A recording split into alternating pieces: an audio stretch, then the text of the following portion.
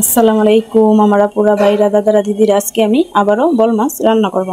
তার জন্য কড়াইটা বসাই দিছি। কড়াইটার মধ্যে মাছ ভাজিলাম, তার জন্য এরকম দেখা যাচ্ছে। এখন তেল দিয়ে দিলাম। আপনারা ফলো দিলে ফলো কাটতে দাও। আমার চ্যানেলটা যদি আপনারা না দেখেন, না ফলো দেন, না সাবস্ক্রাইব করেন, তাহলে আমি আগাইবাম কীভাবে? আমি ভালো মতন ভিডিও করতে পারি না, এটাই আমার ব্যর্থতা, তাই না? এটা গরম হয়ে গেছে। এখন পেঁয়াজ কুচি দিয়ে দিলাম।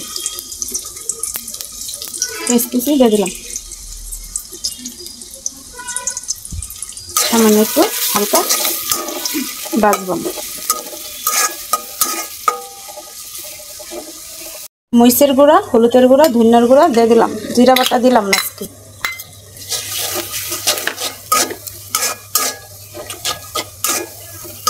মনটা ভাঙ্গা যা যখন আপনারা আমার ফলো দিয়া সাবস্ক্রাইব কইরা আমারে একটা দেন, তখন তো মনটা ভাঙ্গা যা। ভিডিও করতে মনটা চা না, তারপরেও করি। আপনারা আমার চ্যানেলটা একটা ফলো দিয়েন, সাবস্ক্রাইব করেন। নতুন মানুষ, আস্তে আস্তেই তো মানুষে শিখবে, তাই না? প্রথমেই তো সুন্দর করে ভিডিও করতে পারে না, কারণ শিখতে লাগে, শিখন লাগে। আপনারা আমার পাশে যদি না থাকেন, তাহলে আমি কিভাবে শিখব? এই পর্যায়ে আমি একটা কাঁচামরিচ দিয়ে দিলাম। আমি আলুগুলা রাখছিলাম, আলুগুলা দিয়ে দিলাম। মাছটা আমি করে দিলাম। আমি অতি সাধারণ একটা মানুষ, অতি সাধারণভাবে থাকি, অতি সাধারণভাবে রান্না করি। তার জন্য আপনারা আমাকে পছন্দ করেন না জানি। এই যে টমেটোগুলো দিয়ে দিলাম, একসাথে সিদ্ধ হোক। 5 মিনিটের মতন সিদ্ধ করব। তারপরে মাছগুলো আমি দিয়ে দিব। আমি মাছ দিয়ে দিলাম, পানি দিয়ে দিয়েছিলাম, পানিটা আপনারা স্কিপ হয়ে গেছে।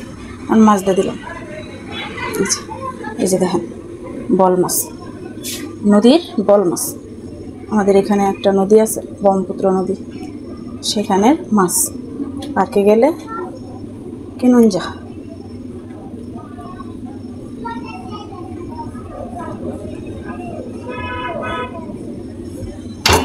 মাছটি বিছায় দিয়ে দিলাম। এখন ঢাকনা দিয়ে ঢেকে দিলাম, দিয়ে দিলাম।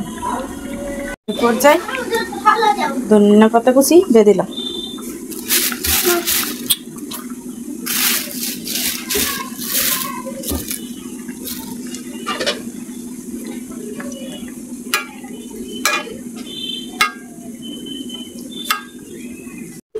ঝোল আমি তরকারিটা রাখলাম। এই যে দেখেন, তরকারি ঝোল এরকম রাখলাম। তরকারিটা আমার হয়ে গেছে। ভিডিওটা দেখার জন্য আপনাদেরকে অসংখ্য ধন্যবাদ। আল্লাহ হাফেজ।